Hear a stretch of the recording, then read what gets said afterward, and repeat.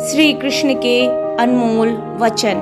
वह सब कुछ करो जो तुम्हें करना है, लेकिन लालच से नहीं, अहंकार से नहीं, वासना से नहीं, ईर्ष्या से नहीं, बल्कि प्रेम, करुणा, नम्रता और भक्ति के साथ।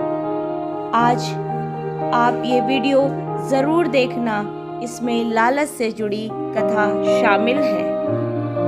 पुराने समय की बात है। किसी राज्य में एक राजा राज करता था।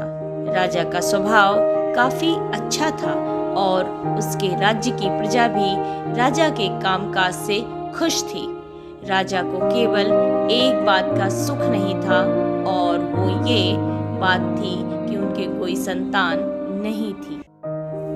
एक दिन राजा को ऐसा विचार आता है कि मैं अपने राज्य में से किसी बच्चे को गोद ले लूं, जिससे मैं उत्तराधिकारी बना पाऊं और वो मेरे आगे के सारे कामकाज संभाल पाए। अब राजा ने तय कर लिया था कि वो अपने राज्य में से किसी बच्चे को गोद लेने वाला है और उसने अपने राज्य में ये घोषणा करवा दी थी।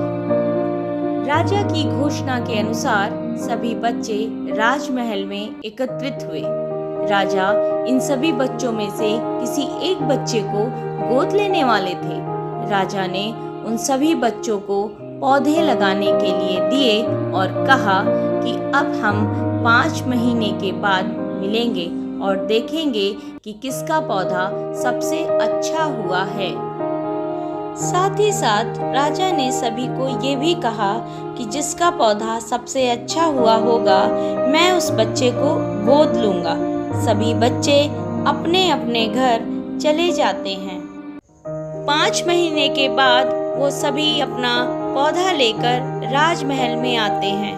उन सभी बच्चों के गमले में बीज फूटे हुए थे, लेकिन उन सभी बच्चों के बीच में एक ही बच्चा ऐसा था जिसका गमला खाली था। उसके गमले के बीज अभी तक नहीं फूटे थे। वो बच्चा उन सभी के गमले देखकर डर जाता है और बहुत परेशान हो जाता है। राजा और बाकी सभी की नज़र उस बच्चे के गमले की ओर जाती है। राजा तुरंत उस बच्चे के पास जाते हैं और उससे पूछते हैं कि तुम्हारे गमले में क्यों बीज नहीं फूटे हैं।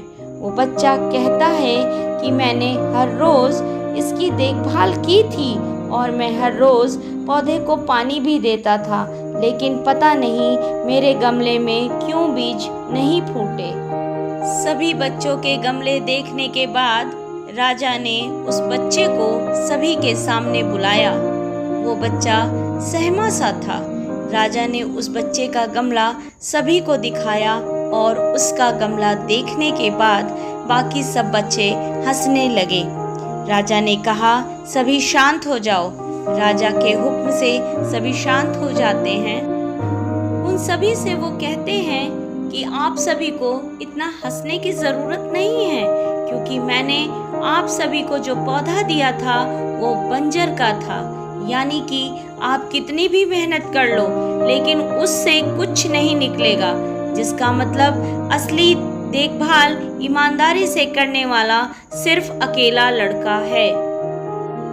राजा उसकी ईमानदारी से बहुत ज़्यादा खुश थे और उन्होंने ये भी देखा कि उसका गमला खाली था। फिर भी वो बच्चा हिम्मत करके राजमहल तक आया। राजा ने उस बच्चे को गोद ले लिया और साथ में राज्य का उत्तराधिकारी भी बना दिया। किसी भी काम में ईमानदारी रखना बहुत ही ज़्यादा ज़रूरी होता है। अगर हम अपने जीवन में ईमानदारी से काम करें तो हमें ईमानदारी का फल मिलता ही है। आशा करती हूँ कि आपको मेरा वीडियो पसंद आया होगा। वीडियो अंत तक देखिएगा। आपको अच्छा लगे तो लाइक और शेयर ज़रूर कर दीजिएगा। चैनल पर पहली बार आए हैं तो सब्सक्राइब कर बेल नोटिफिकेशन ज़रूर ऑन कर लीजिएगा। आज का वीडियो देखने के लिए आप सभी का बहुत बहुत धन्यवाद।